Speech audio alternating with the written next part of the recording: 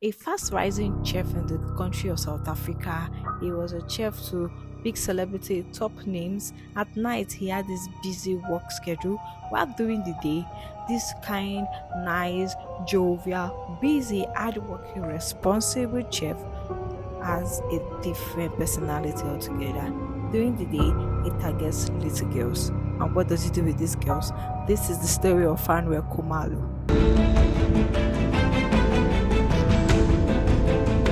Fanuel Kumalo, born on the 10th of May 1962, as a young man, had aspirations and dreams of becoming a chef.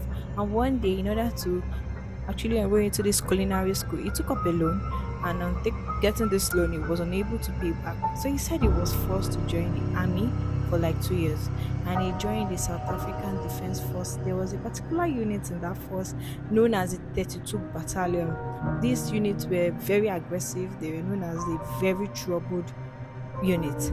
He said he trained in that unit for 2 years in order to pay back the loan, and after he was done, he decided to take up his chef dreams serious. He traveled around African countries such as Morocco, Zambia, Zanzibar, Malawi, to get to know about their ingredients, know about their cuisine and the rest. And when he was done, he returned back to South Africa to start his dreams proper. The whole idea of joining the army and being in that 32 battalion was actually not in Fanuel Kumalo's record, because he had this physical appearance of he had a squinted eye, he also had a limp. Now we might be wondering why we are discussing his physical appearance. It's not a way to actually degrade anybody who have such disabilities. No, we don't actually agree with that. This actually has a big role in this story. Yes, Fanuel Kumalo had a squinted eye, he had a limp. Now, the whole idea of joining the force was not in his record. Now, there were two theories. Could it be that he was lying, or could it be that he was actually saying the truth? That's because if you had such disabilities, such as a limp and a squinted eye, you won't be able to join the force because of this disability. But if it was that he didn't have all of these disabilities before joining the force, it could be that he got it from work, because these units were known for their gruesome trainings. So it could be that he got it from training. So that's that for joining the army. So he decided to, after touring Africa, decided to come back to South Africa. Kumalo was actually making way. He was doing things, making moves, big moves actually. He was using rare meat such as crocodiles, pig, and white people, the US, the Americans, they were eager to eat such meat from Kumalo. And Kumalo started becoming a chef, a household name in the culinary world. He became a chef to celebrities. At night, he had this busy schedule. He was even making headlines. He was number one when it comes to being a chef, being in the culinary world. Kumalo was making way. And at this time, he was already struggling. Imagine, in that time, he was already in his third marriage, and he had 3 kids from his previous marriages. One might be wondering, why was he changing a young man, getting married up to like 3 times? Well, the modus operandi of Kumalo was shocking. Kumalo was a pedophilic serial rapist.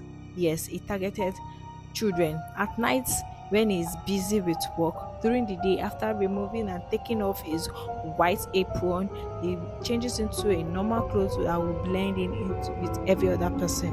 Kumalo will approach young girls aging from the age of 8 to 14 years. He will approach these girls, and most of the encounters, from most of these reports from these young children, were that Kumalo will approach them with a very nice, gentle looking face. He make them feel comfortable, he make them laugh, and he actually takes them from a crowded area to a very desolate place. And once they get to a place that is isolated, immediately it changes. They say it changes from this nice, kind person to this very threatening, violent person altogether. Immediately, he instills fears into these young ladies, and immediately he's done. Most of the times, he tells them that he's actually a policeman, or someone of power and connection, and that if they actually tell anybody about what happened, he was going to get them, he was going to kill them, kill their family, puts fears in these little ones, and they get really scared. And after which, he rapes them. After raping these little girls, when he's done, he asks them to clean themselves up, presumably to actually get rid of physical evidence. Around 1997, the police started getting frequent reports of child rape. This was something that was happening once a month, was not happening like 8 times in a month, and they knew that this perpetrator was becoming really bold. Now you might be wondering, this was 1997, but all of the police officers, they all discussed within themselves, and they noticed that this perpetrator had a particular routine. Most of the girls that they got, that actually most of these victims, when they described this man, they kept describing that as a child, having a squinted eye and a limp was something you can't forget easily. So most of these victims were usually reporting that this same man had a squinted eye and had a limp. And they noticed that he would always take them from a crowded place to a very desolate place. He took one victim from a marketplace to an isolated sporting center. So they noticed that this could be just one person actually doing all of this crime.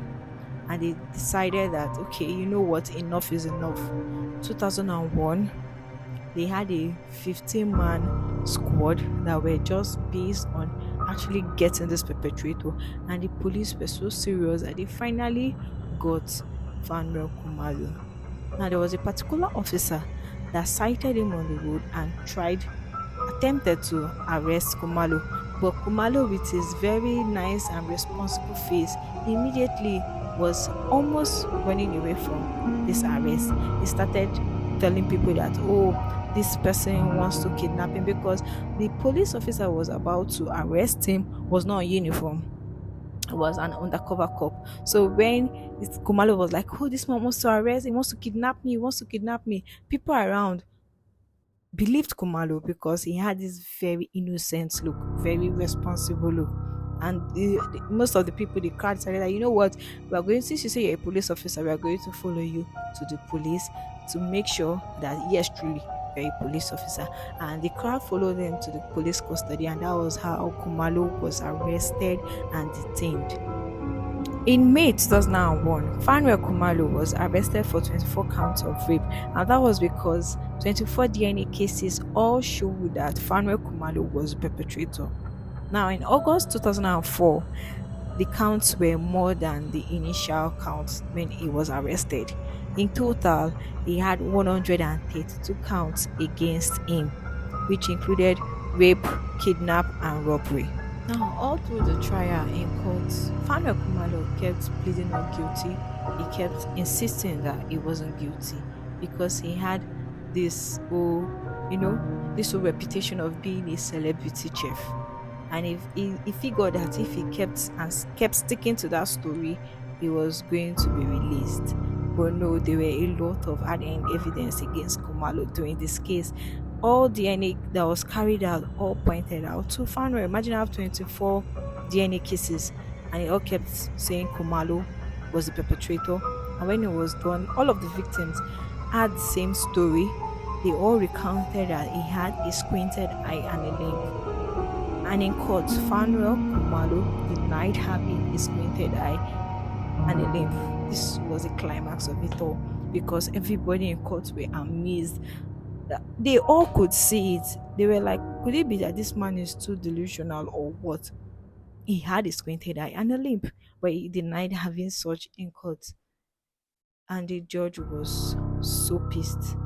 And by August, the verdict was given. Out of that 132 cases that were against him, he was guilty of 103, which included 42 life sentences for 38 cases of rape and 4 attempted rape, then 78 years for 17 indecent assaults, 180 years for 35 counts of kidnapping, 8 years for 8 counts of robbery, 6 months for 1 common assault. Guys, this was like the longest sentence given to a minor, a minor sex offender at the time in South Africa. And at this point, the judge said Kumalo doesn't feel remorseful.